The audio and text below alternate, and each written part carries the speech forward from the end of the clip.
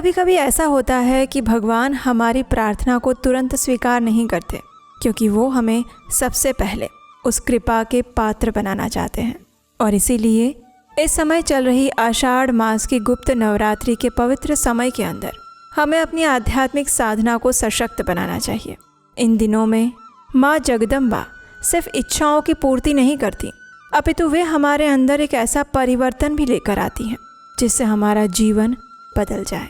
और यही कारण है कि अनेक ऋषि, योगी, सिद्ध पुरुष और साधक गुप्त नवरात्रि के इन 9 दिनों को अत्यंत गोपनीय साधना का समय समझते हैं।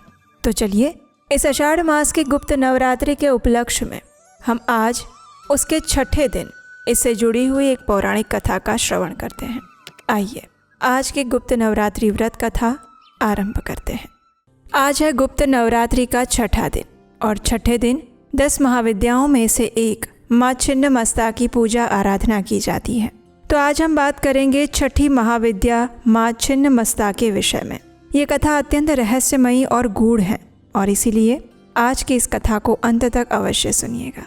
ये माता पार्वती द्वारा आत्म बलिदान की अद्भुत गाथा है। तो चलिए सबसे पहले हम सुनते हैं गुप्त नवरात्रि के उपलक्ष्य में माँ छिन्नमस्ता से जुड़ी हुई पौराणिक कथा और उसके बाद हम माँ कात्यायनी की कथा का श्रवण करेंगे। आइए आज की गुप्त नवरात्रि की छठे दिन की व्रत कथा आरंभ करते हैं। एक समय माता पार्वती अपनी दोनों सखियां जया और विजया के साथ मंदाकिनी नदी पर स्नान करने पहुंची थी। उनकी इन दोनों सखियों के नाम डाकिनी और वर्णिनी भी हैं। स्नान करने के बाद माता पार्वती को क्षुधाग्नि प्रज्वलित हो गई। भूख के कारण वे व्याकुल हो रही थी और उसी समय उनकी सखियों ने भी माता पार्वती से भोजन प्रदान करने की प्रार्थना की। माता पार्वती ने उन्हें प्रतीक्षा करने के लिए कहा, लेकिन कुछ समय बाद जया और विजया अत्यधिक भूखी होकर व्याकुल हो रही थी। इसलिए उन्होंने विनम्रता पूर्वक कहा, हे माँ जगदम्बा, माताएं अपने भूखे शिशुओं को तुरंत भोजन प्रदान करती है। हम भूख के कारण अत्यंत व्याकुल हो रही हैं।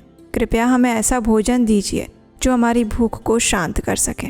अपनी सखियों के ऐसे विनम्र वचन सुनकर माता पार्वती ने उसी क्षण अपने नाखूनों की नोक द्वारा अपने मस्तक को काट दिया।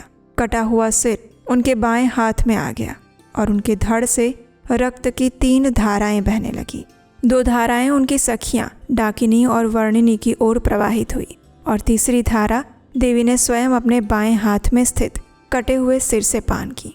और उसी समय से माता समस्त लोकों में छिन्नमस्ता के नाम से विख्यात हुई। डाकिनी राज यानी कि रजोगुण का और वर्णिनी तम यानी कि तमोगुण का प्रतिनिधित्व करती हैं। ये मानव स्वभाव के 2 पहलू हैं जिनका पोषण और नियंत्रण देवी पार्वती करती हैं।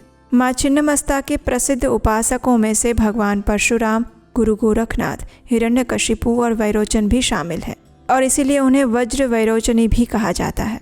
माँ छिन्नमस्ता की मूर्ति अत्यंत भयंकर है। वे अपने कटे हुए सिर को एक हाथ में धारण करती है और खड्ग दूसरे हाथ में रखती हैं। उनके कटे हुए गले से रक्त की 3 धाराएं फूटती हैं जो उनके सिर और दोनों परिचारिकाओं द्वारा पान की जाती हैं। वे रति क्रीड़ा में लीन युगल के ऊपर खड़ी हैं। उनका तेज 10 लाख सूर्यों के समान है और वे नग्न अवस्था में हैं। उनके केश बिखरे हुए हैं। वे 16 वर्षीय कन्या के रूप में चित्रित हैं। वे सर्प को यज्ञोपवीत के रूप में धारण करती हैं और मुंड माला पहनती हैं। कहा जाता है कि माँ छिन्नमस्ता की साधना करने से शत्रुओं का विनाश होता है, व्यवसाय में दृढ़ता आती है, अच्छा स्वास्थ्य मिलता है और साधक जीव भाव से मुक्त होकर शिव भाव को प्राप्त करता है। माँ छिन्नमस्ता दाहिनी दिशा यानी दक्षिण दिशा की अधिष्ठात्री देवी हैं। उनकी जयंती वैशाख शुक्ल चतुर्दशी के दिन मनाई जाती है और छिन्नमस्ता तंत्र शास्त्र में उनका विस्तृत वर्णन आता है। तो ये थी गुप्त नवरात्रि के छठे दिन सुनी जाने वाली माँ छिन्नमस्ता की पौराणिक कथा। अगर मैं आपसे कहूँ कि आप अपने बच्चे को सबसे पहला गिफ्ट क्या देना चाहेंगे? एक्सपेंसिव टॉयज़, अच्छा एजुकेशन या फिर एक पीसफुल बिगिनिंग? क्योंकि ये सारी चीज़ें हम पैसों से खरीद सकते हैं, लेकिन उसका भविष्य पैसों से नहीं खरीदा जा सकता और उसके भविष्य की शुरुआत होती है उसके गर्भ में आने से।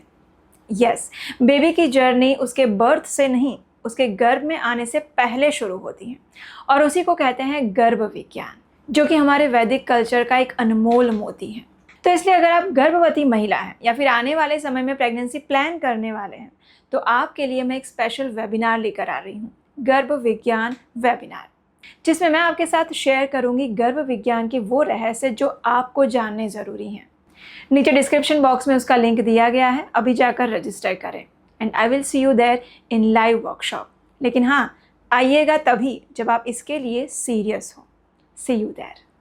आइए अब हम इस नवरात्रि के अवसर पर माँ कात्यायनी की कथा का श्रवण करते हैं। तो इस पौराणिक कथा के अनुसार कत नाम के एक प्रसिद्ध ऋषि हुए। उनके पुत्र ऋषि कात्य हुए और उन्हीं कात्य के गोत्र में विश्व प्रसिद्ध महर्षि कात्यायन का जन्म हुआ। उनकी इच्छा थी कि माँ भगवती उनके घर पर पुत्री के रूप में जन्म ले, इसलिए महर्षि कात्यायन ने घोर तपस्या की। उनकी इस कठोर तपस्या से प्रसन्न होकर माँ भगवती ने उन्हें दर्शन दिए। देवी भगवती को अपने समक्ष देखकर महर्षि कात्यायन ने उनसे प्रार्थना की कि हे देवी जगदम्बे, मेरी एकमात्र इच्छा यही है कि आप मेरे घर में पुत्री रूप में जन्म लें और मैं आपकी सेवा कर पाऊँ। उनकी इस इच्छा को देखकर देवी माँ ने उन्हें कहा तथास्तु। और इस प्रकार देवी का जन्म महर्षि कात्यायन के आश्रम में हुआ। उनकी पुत्री होने के कारण ही इन्हें कात्यायनी कहा जाता है। जब देवी का जन्म हुआ था तो उस समय महिषासुर नामक राक्षस का अत्याचार अत्यंत बढ़ गया था। असुरों ने धरती के साथ साथ स्वर्ग में भी सभी देवताओं को पराजित करके उन्हें अत्यंत कष्ट प्रदान किया था। त्रिदेवों के तेज पुंज से प्रकट हुई देवी ने ऋषि कात्यायन के घर पर अश्विन मास के कृष्ण पक्ष की चतुर्दशी के दिन जन्म लिया। इसके बाद ऋषि कात्यायन ने माँ का पूजन 3 दिन तक किया और दशमी तिथि के दिन माँ दुर्गा ने महिषासुर का अंत कर दिया।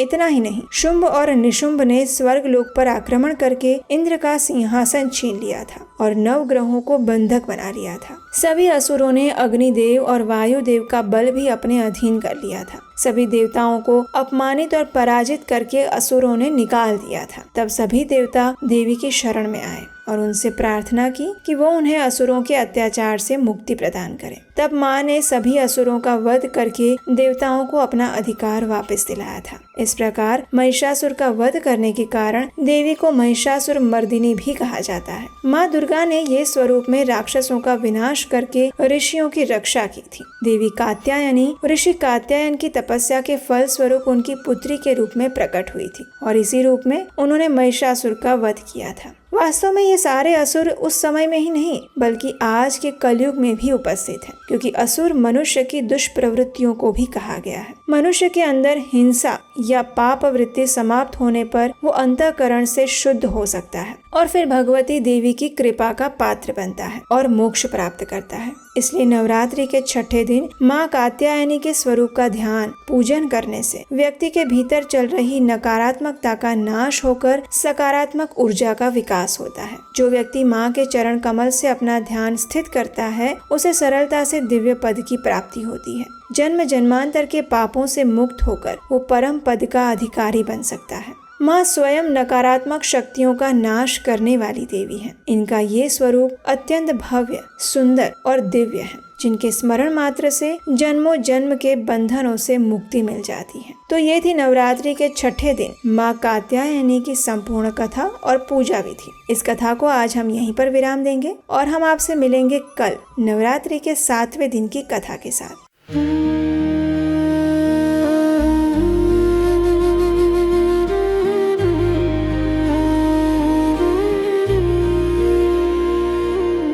जय जय अम्बे, जय कात्यायनी, जय जगमाता, जग की महारानी। बैजनाथ स्थान तुम्हारा, वहाँ वरदाती नाम पुकारा। कई नाम है कई धाम है, यह स्थान भी तो सुख धाम है। हर मंदिर में ज्योत तुम्हारी, कहीं योगेश्वरी महिमा न्यारी।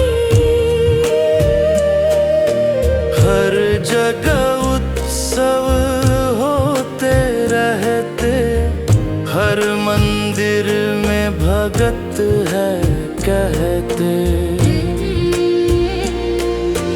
कत्यानी रक्षक काया की ग्रंथि काटे मोह माया की। झूठे मोह से छुड़ाने वाली, अपना नाम जपाने वाली। बृहस्पतिवार को पूजा करिए, ध्यान कात्यायनी का धरिए। हर संकट को दूर करेगी, भंडारे भरपूर करेगी। जो भी माँ को भक्त पुकारे, कात्यायनी सब कष्ट निवारे। जय जय अम्बे, जय कात्यायनी, जय जगमाता, जय जग की महारानी। कात्यायनी माता की जय, मोह माया हरिणी की जय।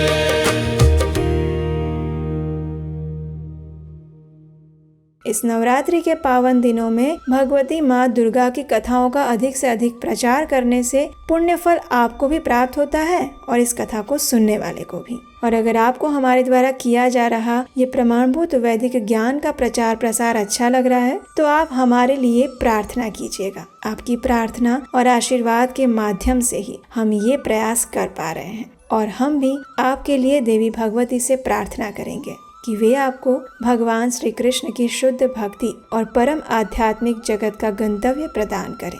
हरे कृष्णा।